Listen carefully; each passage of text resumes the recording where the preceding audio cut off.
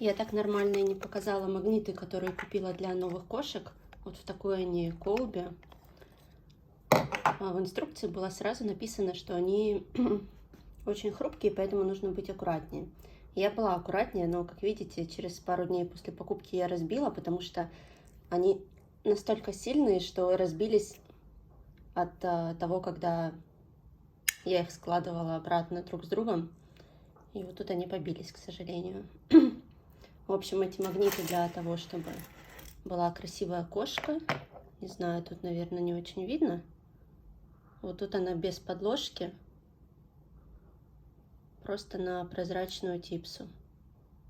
Сейчас вам покажу еще кусочек видео, как формируется блик в реальности.